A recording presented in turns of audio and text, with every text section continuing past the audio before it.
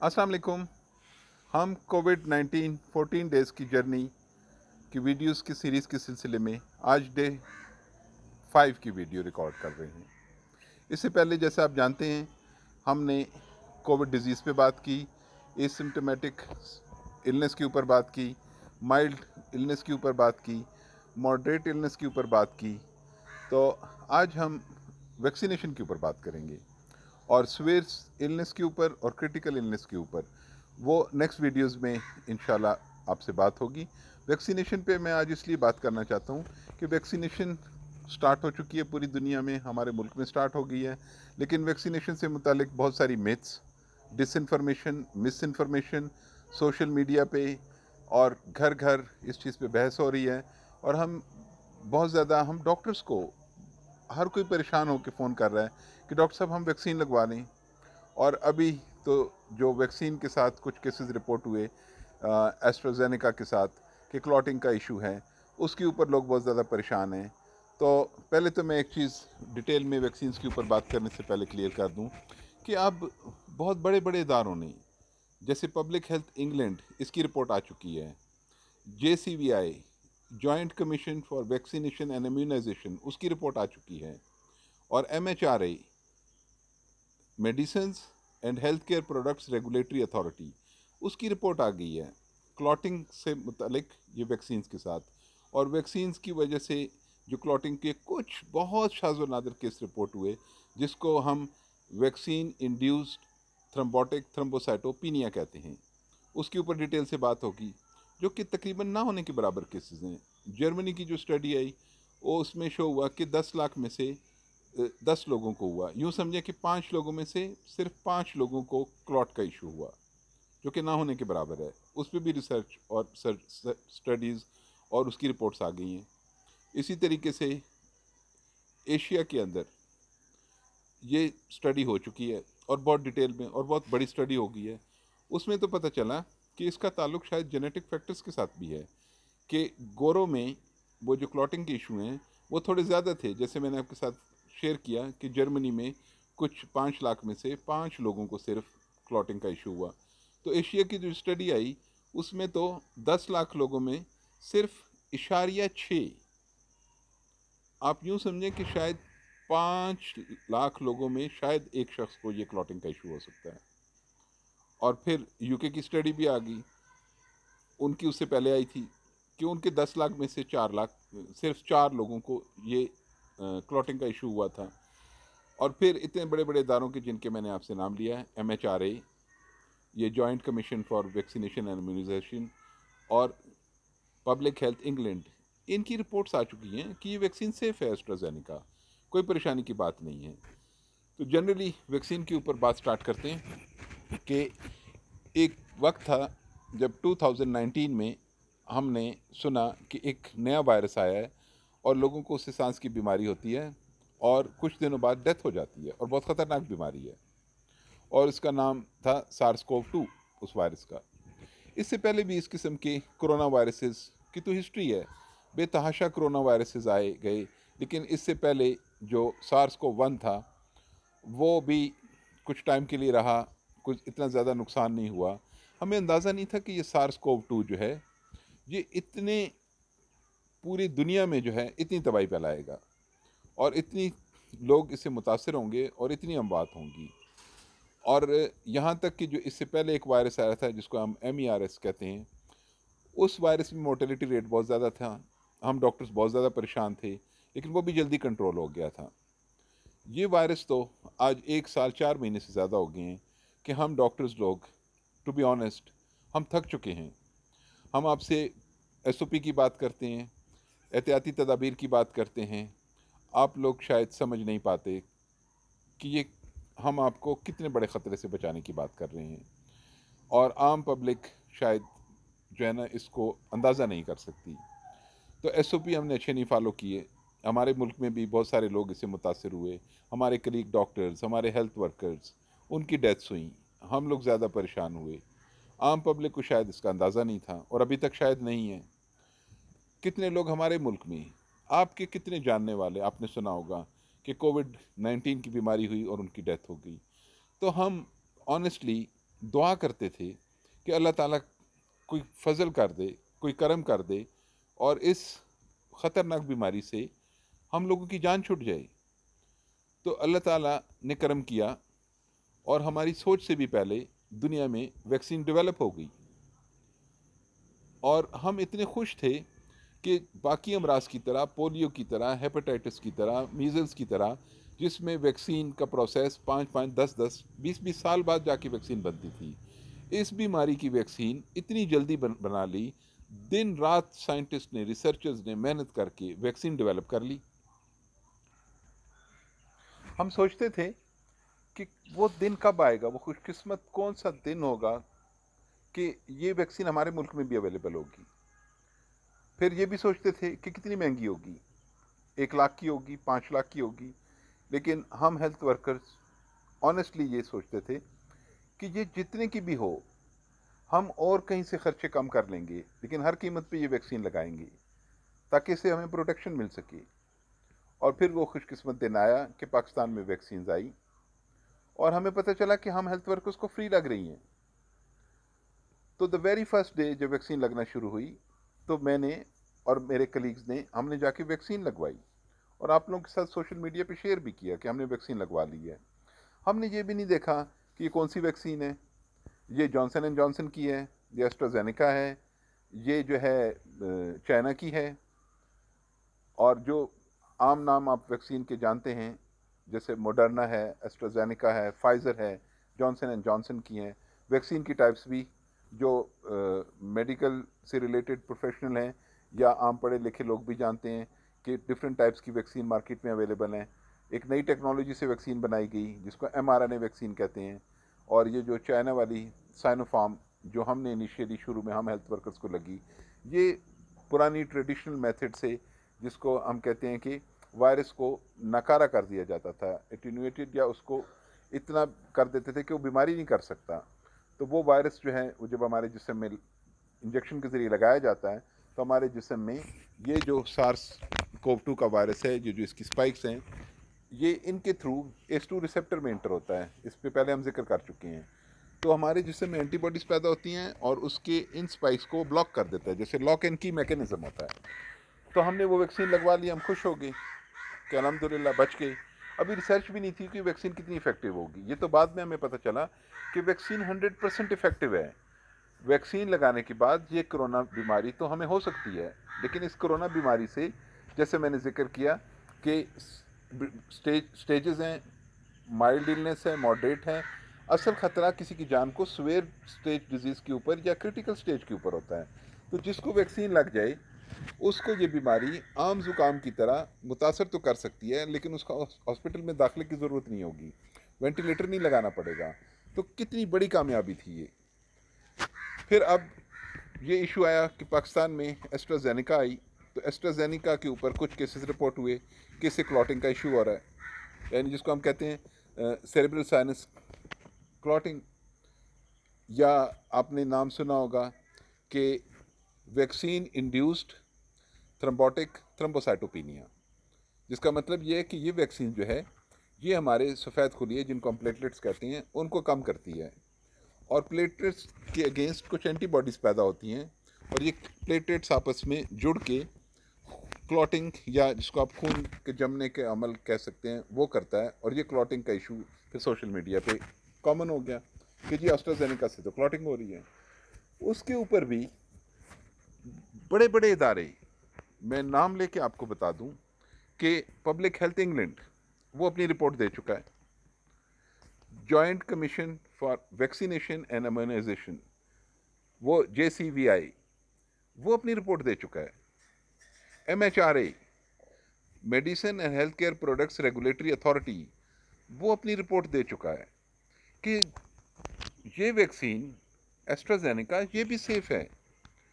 और जो डाटा शुरू में हमारे पास आया कि जैसे जर्मनी में स्टडी हुई, पता चला कि 10 लाख लोगों में से सिर्फ शायद 10 लोगों को क्लॉटिंग का इशू हो रहा है, जो कि ना होने के बराबर था। यूके में स्टडी हुई और पता चला कि नहीं, 10 लाख में 10 लोगों को भी नहीं, शायद सिर्फ 4 लोगों को ये इशू हो रहा है। और अब तो जो लेटेस्ट, राइट, अभी जो मैं आपके साथ बैठा हुआ हूँ, लेटेस्ट तरीन जो स्टडी एशिया में हुई उसमें तो हमें पता चला कि शायद इसकी क्लॉटिंग का ताल्लुक जीन्स के साथ या रेस के साथ भी है, कि गोरों में अगर 10 लाख में 4 लोगों को ये क्लॉटिंग का इशू हो रहा था, तो हम एशियंस में 10 लाख में सिर्फ 0.6% 0.6 आउट ऑफ 1 मिलियन, 10 लाख में सिर्फ 0.6 लोगों को, यानी एक बंदे को भी नहीं, शायद 5 लाख में एक बंदे को खतरा है इस क्लॉटिंग का। तो इतना कम रिस्क होने के बाद हम एक बात करते हैं, way the potential benefit against the potential risk. आप कोई भी काम करते हैं, आपने रोड पे ट्रैवल करना है, तो आप सोचते हैं कि ट्रैवल करना ज़रूरी है, रोड के ऊपर ख़तरा तो है एक्सीडेंट का, तो क्या हम एक्सीडेंट के ख़तरे से रोड पे ट्रैवल करना छोड़ देते हैं? नहीं, हम देखते हैं कि ख़तरा कम है, फ़ायदे बहुत ज़्यादा हैं। हम अपने प्यारों से मिलने के लिए ट्रैवल करते हैं, हम ज़रूरी काम से ट्रैवल करते हैं, रोड पे जाने से हम नहीं डरते। तो जिस चीज़ का फ़ायदा ज़्यादा हो और नुकसान कम हो, और वो कौन सी दवाई है जो आपके घर में, अगर मैं सिंपल तरीन दवाई का नाम लूँ जो हम आम दर्दों के लिए लेते हैं, डिस्प्रिन ले लें, या ये आम पेन किलर्स हम लेते हैं, डाइक्लोफेनिक सोडियम लेते हैं, मेफेनेमिक एसिड लेते हैं, ब्रांड नेम्स भी मैं ले लेता हूँ ताकि आप लोगों के लिए आसानी हो। पॉन्स्टान हो गई, वॉरन हो गई, डैक्लोरैन हो गई, आर्टिफिन हो गई, निम्स हो गई, फ्लेक्सिन हो गई, ये दर्दों की जितनी दवाइयाँ हैं, ये हमारे जिगर को, हमारे गुर्दों को, इनके साइड इफ़ेक्ट्स होते हैं। और एनएसएइड्स, जिसको non steroidal anti inflammatory drugs कहते हैं, उनका गलत इस्तेमाल, डॉक्टर के मशवरे के बगैर इस्तेमाल, बेतहाशा इस्तेमाल, उससे लोगों की किडनीज फेल हो जाती हैं, जिगर डैमेज होते हैं। मैदे मैदे में बहुत सारी बीमारियाँ, गैस्ट्रिक अल्सर, ये सारी पैदा, ये तो हम बगैर बहस के, बगैर पूछे, हम डॉक्टर से बगैर मशवरा किए खाते जाते हैं, और हमारे पास केस रिपोर्ट होते हैं कि लोग उससे बहुत बड़ा बड़ा नुकसान उठा लेते हैं। ये वैक्सीन्स जो इतनी सेफ़ हैं और माइनर से साइड इफ़ेक्ट्स हैं इनकी, यानी बाजू में दर्द हो जाना, या हल्का सा नज़ले ज़ुकाम की सी शिकायत हो जाना, या दूसरे दिन बुखार हो जाना, जो एक जो है ना एसिटामिनोफेन यानी पैनाडोल या कालपुल खाने से अगले दिन ठीक हो जाता है। तो इतने माइनर साइड इफ़ेक्ट्स की वजह से हम इतना डर रहे हैं इन वैक्सीन की वजह से। तो प्लीज़ मैं आपसे रिक्वेस्ट करूँगा कि वैक्सीन से बिल्कुल ना डरें।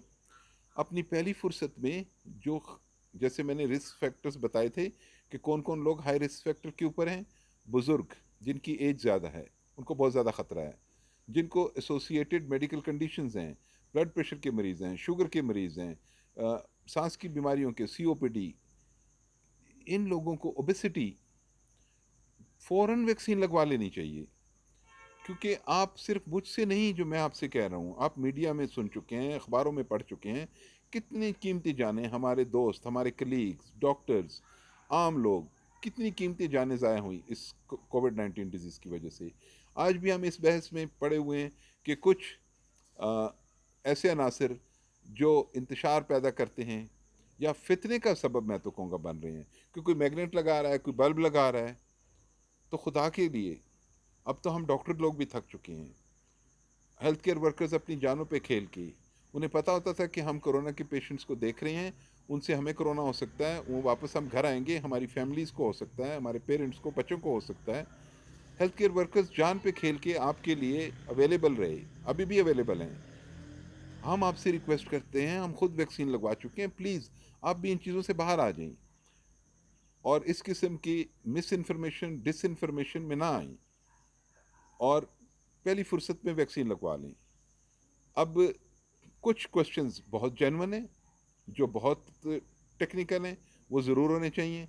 जैसे कुछ लोग अमीनो सप्रेसेंट ड्रग्स खा रहे होते हैं किसी बीमारी के लिए, जो ऑटोइम्यून डिजीज़ होती हैं, वो लोग जानते होंगे, अल्लाह ना करे जिनको ये डिजीज़ हैं, जैसे अल्सरेटिव कोलाइटिस है, क्रॉन्स डिजीज़ है, जोड़ों की कुछ बीमारियां हैं, स्किन की कुछ बीमारियां हैं, और कुछ जो ट्रांसप्लांट के जिनके होते हैं उनको अमीनो सप्रेसेंट्स के ऊपर डाला जाता है।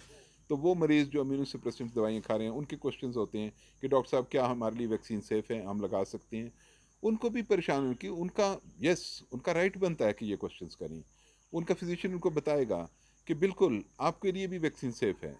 सिर्फ फ़र्क ये है कि आप अमीनो सप्रेसेंट्स खा रहे हैं, तो आपकी वैक्सीन ज़रा स्लो काम करेगी। पहली वैक्सीन की डोज के बाद शायद इतनी इफ़ेक्टिव एंटीबॉडीज़ नहीं बन पाएंगी, लेकिन सेकेंड डोज के बाद स्टडीज़ हो चुकी हैं कि इतनी सफिशेंट अमाउंट में एंटीबॉडीज़ डेवलप हो जाती हैं कि उनको भी प्रोटेक्शन मिल जाती है SARS-CoV-2 या कोरोना या कोविड-19 बीमारी से। तो इसके अलावा भी बहुत सारे जेन्युइन क्वेश्चंस हैं, और बल्कि मैं तो आप सबसे रिक्वेस्ट करूंगा कि जो लोग किसी बीमारी में मुब्तला हैं, जैसे दिल के मरीज़ हैं, कुछ लोग खून पतला करने वाली दवाइयाँ खा रहे हैं, और कुछ, एक चीज़ प्लीज़ मैं क्लैरिफाई कर दूं कि कुछ लोग ये समझते हैं, मुझे पर्सनली मुझे लोगों ने काफ़ी फ़ोन किया, कलीग्स ने फ़ोन किया कि क्या ऐसा है कि अगर क्लॉटिंग का कोई डर है इस एस्ट्राजेनेका से तो हम एडवांस में कोई खून पतला करने वाली दवाई ले लें, जैसे डिस्प्रिन है, रिवारोक्साबन है, और इस तरह की और दवाइयाँ खून पतला करने वाली। तो मैंने कहा प्लीज़ ऐसा ना करें, क्योंकि इससे मज़ीद नुकसान हो सकता है। ये SARS-CoV-2 जो बीमारी है, इसमें वैसे ही प्लेटलेट कम होते हैं। ये इस वायरस से प्लेटलेट्स कम हो सकते हैं, जिसको हम कहते हैं कोविड इंड्यूस्ड थ्रोम्बोसाइटोपिनिया। और वैक्सीन के बाद भी अगर इस चीज़ का ख़तरा मौजूद है तो आपको नुकसान हो सकता है। और अल्लाह ना करे, अगर वैक्सीन में, जैसे मैंने आपसे कहा कि जो लेटेस्ट स्टडी हुई एशिया की, कि सिर्फ 10 लाख में 0.6% को हुआ, तो इतने लाखों में अगर एक आध को कोई क्लॉटिंग का इशू हो जाता है, जिसकी अलामात मैं आपके साथ शेयर कर लेता हूँ कि एकदम से सर का घूमना, शदीद सर में दर्द होना, चेस्ट में पेन हो जाना, पेट में शदीद दर्द हो जाना, टांग में या शदीद दर्द हो जाना, स्वेलिंग आ जाना, या एक तरफ की वीकनेस जैसे फालिज की तरह की अलामात होती हैं। इस किस्म की अलामात आपको अल्लाह ना करे अगर हों वैक्सीन लगाने के बाद, जो कि वैक्सीन लगाने वाली टीम्स एक्सपर्ट हैं, उनकी ट्रेनिंग कर दी गई है कि और फिर दूसरा, अगर इस किस्म की कोई अल्लाह ना करे इशू होता है तो उसका ट्रीटमेंट अवेलेबल है। आपको फ़ौरन रिवारोक्साबैन या दूसरी मेडिसिन है, अमीनोग्लोब्यूलिन्स हैं, स्टेरॉइड्स हैं, वो फ़ौरन दे के उस क्लॉटिंग को रोका जा सकता है। और क्लॉटिंग जो है अमूमन 4-4 का रूल अप्लाई होता है कि फ्रॉम 4 days to 4 weeks, इसमें ज़्यादा चांस होता है। तो जिनको वैक्सीन लगती है वो अपनी अलामात पे ज़रा नज़र रख लें, ये थोड़ी सी एहतियात कर लें। जैसे आप रोड के ऊपर जाते हुए रोड पे नज़र रखते हैं, सीट बेल्ट पहनते हैं, थोड़ी एहतियात करते हैं, तो वैक्सीन के बाद थोड़ी एहतियात कर लें। अगर क्लॉटिंग की कोई अलामत खुदा न खास्ता आती है तो फ़ौरन अपने डॉक्टर से रब्ता कर सकते हैं आप। तो वैक्सीन से प्लीज़ ना डरें, और खुदा न खास्ता अगर इस तरह की अलामात होती हैं तो डॉक्टर आपके फ़ौरन टेस्ट कर लेते हैं। ये प्लेटलेट्स का टेस्ट आपका हो जाता है, चेक हो जाते हैं, अगर प्लेटलेट्स कम हो रहे हैं, डी डायमर का टेस्ट हो जाता है, अगर वो ज़्यादा हो रहा हो, सीटी स्कैन्स हो सकते हैं, और एक और टेस्ट जिसको थ्रम्बोटिक प्लेटलेट फैक्टर 4 बोलते हैं, वो टेस्ट हो जाता है। फ़ौरन डॉक्टर्स को पता चल जाता है कि क्लॉटिंग का कोई इशू हो सकता है और आपकी ट्रीटमेंट हो सकती है। और ज़िंदगी, जैसा मैं डॉक्टर होते हुए, मेरी भी ज़िंदगी, मेरे बच्चों की, सब ज़िंदगी, सबकी ज़िंदगी अल्लाह के हाथ में है। हमें तो जो अल्लाह ने नॉलेज दिया है, जो इल्म दिया है, उसके मुताबिक अल्लाह जिसको बचाना चाहता है तो हमारी दवाइयाँ, हमारी ट्रीटमेंट कामयाब हो जाती हैं। और फिर एक दिन तो सब ने वो टाइम आना है, कुल्लु नफ्सुन ज़ायक़तुल मौत। तो फिर एक तरफ तो हम कहते हैं कि हमारा ईमान कमज़ोर है, तो ये तो हम वैक्सीन, और अगर बीमार हो हम हॉस्पिटल जाते हैं, ये सुन्नत है। जैसे वो कहते हैं ऊँट का या घोड़े का पाँव बांधना, ये हमारा फ़र्ज़ है। हम वैक्सीन लगवाएंगे, हम बीमार हों हम डॉक्टर से के पास जाएंगे। तो प्लीज़ हॉस्पिटल में जाने से ना डरें, वेंटिलेटर से ना डरें, वैक्सीन से ना डरें। और अगर फिर वेंटिलेटर से और हॉस्पिटल जाने से डरते हैं तो फिर प्लीज़ SOP पे अमल कीजिए, मास्क पहनिए, हाथ धोएं, फासला रखें। और जब वैक्सीन हो जाएगी, अगर हमारी मेजॉरिटी आवाम को वैक्सीनेशन एक मरतबा हो जाए, तो ये एक वाहिद ज़रिया है कि हम इन SOP से, जिनसे आप तंग हैं, मैं तंग हूँ, लॉकडाउन हुआ है, बिज़नेस कम्युनिटी तंग है, हम सब की जान इससे छुट सकती है, अल्लाह ताला करम कर देगा। लेकिन प्लीज़ इस वैक्सीन के ऊपर कि कोई मैग्नेट, कोई बल्ब, इस किस्म की ड्रामों से प्लीज़, इस किस्म के फितनों से अपने आप को बाहर निकालें। अपने डॉक्टर्स पे ट्रस्ट करें, दुनिया के रिसर्चर्स, साइंटिस्ट, डॉक्टर्स, इन पे ट्रस्ट करें। बिल गेट्स को इल्ज़ाम ना दें, वो अगर डीएनए किसी का चेंज कर सकता तो मेरा ख्याल है पता नहीं मुझे बात करनी चाहिए या नहीं, लेकिन आपको समझाने के लिए मेरा ख्याल है मैं कर लेता हूँ। वो सबसे पहले अपनी वाइफ का डीएनए चेंज कर लेता, अगर उसके बस में होता। तो आप क्यों इस तरह की मिस इन्फॉर्मेशन और डिस इन्फॉर्मेशन में परेशान होते हैं कि वैक्सीन लगवाएं ना लगवाएं। हाँ, जिनके जेन्युइन कंसर्न्स हैं वो बिल्कुल अपने फिजिशियन से रब्ता करें। अमीनो सप्रेसेंट्स खा रहे हैं या उनको जो है ना रिस्क एसोसिएटेड मेडिकल कंडीशंस हैं, हार्ट डिजीज़ हैं या खून की बीमारियां हैं जिनमें खून पतला हो जाता है, या ऑलरेडी एंटीकोगुलेंट्स के ऊपर हैं, हेपरिन के ऊपर हैं, या रिवारोक्सेबैन के ऊपर हैं, या डिस्प्रिन ऊपर डॉक्टर्स ने दी हुई हैं, तो आप डॉक्टर से मशवरा कर लें। उन मरीज़ों के लिए जो रूटीन में बेबी डिस्प्रिन जिसको हम कहते हैं 75 मिलीग्राम, वो अगर खा रहे हैं तो वो प्लीज़ अपनी ब्लड प्रेशर की और अपनी वो अद्वियात जारी रखें, और वो बग़ैर किसी परेशानी के वैक्सीन लगवा सकते हैं जाके। और वैक्सीन की टीम्स में फिर कह रहा हूँ कि वो एक्सपर्ट हैं। जैसे एक्सट्रीम वेट, अगर किसी का ख़तरनाक हद तक वज़न कम हो, किसी का ख़तरनाक हद तक वज़न ज़्यादा हो, तो आपकी वैक्सीन लगाने वाली टीम एक्सपर्ट हैं, वो आपको वैक्सीन नहीं लगाएंगी। अगर किसी को बुखार हो, शदीद किस्म की एक्यूट कोई बीमारी हो, आपको बहुत खांसी आ रही हो, बहुत तेज़ नज़ला ज़ुकाम हो, उस सूरत में भी वो आपको वैक्सीन नहीं लगाएंगी। आप सेफ़ हैं, आपको वैक्सीन लगाने जाएंगे, किसी चीज़ से डरने की ज़रूरत नहीं है। और इसके अलावा कुछ कंडीशंस हैं जिसमें वो डॉक्टर आपकी हेल्प कर सकता है, तो आप प्लीज़ वैक्सीन लगवाने से ना डरें। अब सबसे पहले जो इस वक्त एज ग्रुप हमारे मुफ्त वैक्सीन लग रही है, वो तो प्लीज़ कम से कम लगवाएं। और जिनको अल्लाह ने दिया है वो प्राइवेट सेक्टर में भी जाके वो वैक्सीन लेके लगवा सकते हैं। अपने आप को प्रोटेक्ट करें, अपने बच्चों को प्रोटेक्ट करें। और ये जो वैक्सीन के अगेंस्ट प्रोपेगेंडा हो रहा है, प्लीज़ इस फितने में ना पड़ें, इससे अपने आप को बचाएं। एक और कॉमन क्वेश्चन जो अक्सर पूछते हैं लोग कि मुझे कोरोना हो गया है तो क्या मुझे भी वैक्सीन लगवा लेनी चाहिए। तो प्लीज़, आपको भी पता है, मैं आपको दोबारा क्लियर कर दूं कि जिन लोगों को कोरोना हुआ तो वो दोबारा भी कोरोना मर्स के साथ हमारे पास आए, और ये रिकरेंस होती है, इसके डिफरेंट वेरिएंट्स हैं।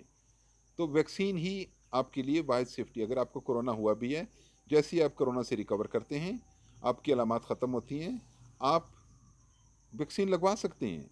पहले हम बात करते थे कि 90 डेज़ के बाद लगवाएं। वो इसलिए करते थे कि वैक्सीन की शॉर्टेज थी, और 90 डेज़ तक स्टडीज़ हो चुकी थी कि अगर किसी को कोरोना हो जाए तो उसकी नेचुरल इम्यूनिटी उसको प्रोटेक्शन देती है, और अभी भी ये फैक्ट है, ऐसा ही होता है। लेकिन अगर अभी वैक्सीन अवेलेबल है और आप 90 डेज से पहले वैक्सीन लगवाना चाहते हैं, तो जैसी आपकी अलामात ख़त्म हो, आप ठीक हों, तो आप वैक्सीन लगवा सकते हैं। तो आई होप कि वैक्सीन्स के ऊपर काफ़ी बात होगी, और मैंने तो बड़ा सिंपल करके और बल्कि रिक्वेस्ट की आपसे कि प्लीज़ आप ये वैक्सीन्स के ऊपर अपनी परेशानियां ख़त्म करके, और अगर कोई परेशानी है तो अपने डॉक्टर से मशवरा करके फ़ौरन वैक्सीन लगवा लें। Thank you so much.